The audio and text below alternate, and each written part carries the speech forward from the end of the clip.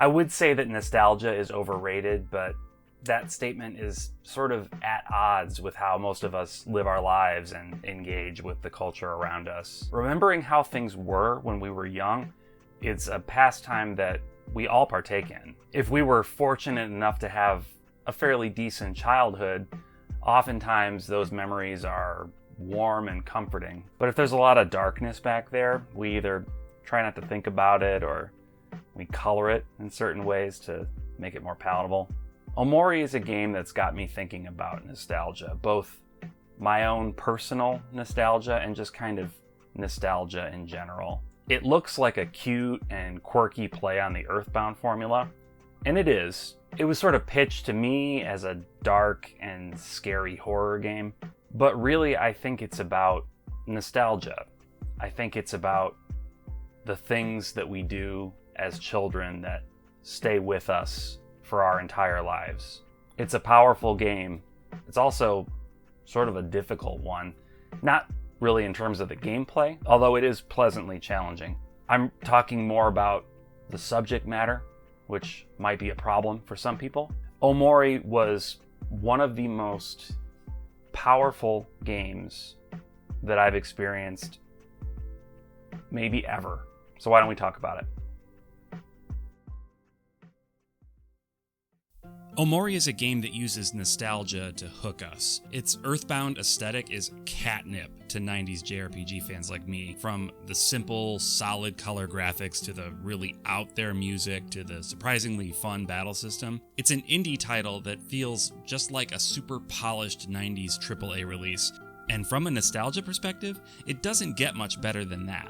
Omori is also a game that uses nostalgia as a key component of its story. While the age gap between the two sides of this story are not as great as the gap between modern cool guy Brandon and 90s dweeb Brandon, it's still a notable shift for the main characters. Minor spoilers ahead, but it's a pretty fundamental part of how the story is told, so I'm just going to come out with it. In Omori, you play as a character in two different periods of his life. In one, he's a young pre-adolescent, and you experience the world through the lens of his imagination as he goes on adventures with his friends. In the other, he's a high schooler getting ready for a big move that will take him away from his childhood home for the first time. The connection between these two periods, i.e. the major event that led to the present-day circumstances, forms a large part of the game's central mystery. It's very hard to review a game like Omori without spoiling significant plot details, so I'm putting in a warning now. I'll be talking about the plot until the timestamp you see on the screen. If you haven't played the game and want to go in fresh, skip there. For the rest of you, let's talk about the story. Omori's persona exists to shield himself from painful memories. These painful memories surround the death of his older sister, Mari. Simultaneously, we experience Omori's quest in the past to find his friend Basil, who's gone missing. Interestingly enough, when we flash forward to the future for the first time, we learn that not only is Omori's real name Sunny, or whatever you choose to name him, I guess, but that Basil is not missing. Sunny is moving away, and his friend group has disintegrated over the years due to Mari's death. Sunny has been housebound for years, we learn. His older friend, Hiro, is off at college. His next-door neighbor and best friend, Kel, he hasn't seen since he stopped going outside. And his friend Aubrey seems to have taken up with a group of mean kids who spend their time picking on Basil and getting into trouble. These elements of the story hit me so powerfully. Seeing the joy of their friendship, even if only by way of the Omori fantasy sequences, made witnessing the state of their friendship now so sad. The characters all behave so realistically too, exactly how I think I would have acted at that age in many cases, with the exception of their penchant for entering battle sequences in some really inappropriate places. But otherwise, their dialogue really drives home how each of them has been dealing with Mari's absence. Discovering exactly what happened to Mari and why the Omori sequences are about finding Basil becomes the key component of that central mystery I mentioned. If I were to level any broad criticism at the story, it would be that I didn't feel as strong a connection to the real-life events in the fantasy sequences as I would have expected. I'm not saying there weren't any, I just didn't really feel them as much as I thought I should. Some of that you can chalk up to me being a dum-dum, but I can't be alone in feeling that. Filling in the gaps between the past events and present events is one of the most thrilling parts of the story, but I was hoping that I'd be able to reflect back on the fantasy events with my newly gained knowledge of the full story and see a little better how they connected to the present. There are some connections, but just too few in my mind. It almost makes the fantasy chapters feel perfunctory, like the developers just needed a reason to have some wacky enemies and abilities and stuff. This next part might be considered spoilery, but I'm saying it here because I know this is important for some people to know.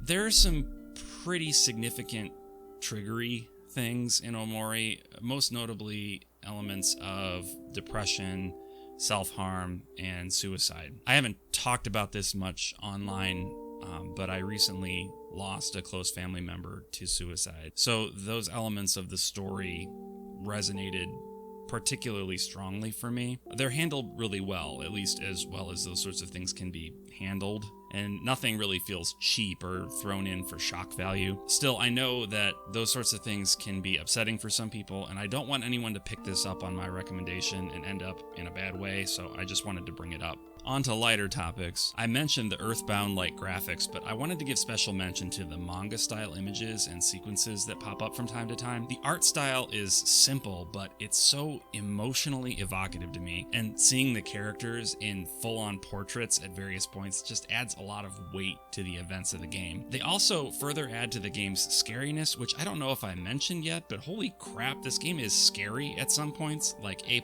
horror stuff. The music is also very Earthbound-esque, mixing hummable melodies with this sort of weird, discordant guitar sounds and these other strange effects. It's really very good, so props to the team overall on the aesthetics. Gameplay-wise, it's a winner too. The battle system is what I imagine Earthbound's would have grown into had the series continued. Much like in the aforementioned game, you face your enemies head-on, but you do see character portraits of your team around the screen. Each of these shows not only their faces, but also their emotional states. There are 3 main emotions, along with additional emotional states that are sort of like amped up versions of those main 3. Those are happy, sad, and angry. The emotion system works like rock, paper, scissors.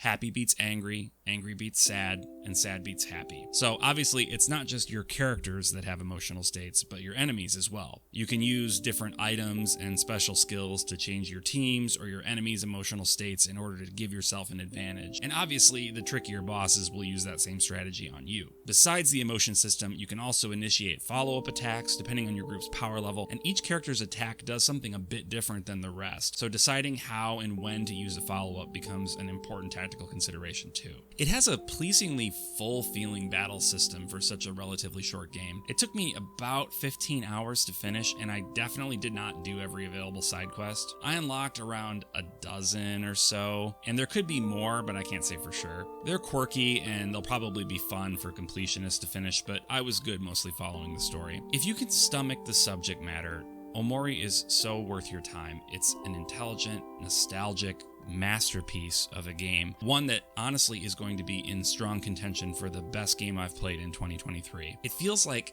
such a confident game, and it's clear that the developers either knew what they were doing or took the time necessary to figure it out before they released the game. It's beautiful, it's moving, it's scary, it's a gem.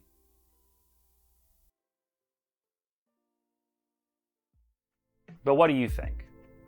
Have you played Omori? If so, let me know what you thought of it down in the comments. I'd really love to hear your opinion on the game as well. Thank you so much for watching my channel, for liking and subscribing and doing all the stuff that you do on YouTube videos. I can't say it enough. I really, really appreciate it. Anyway, until next time. Bye.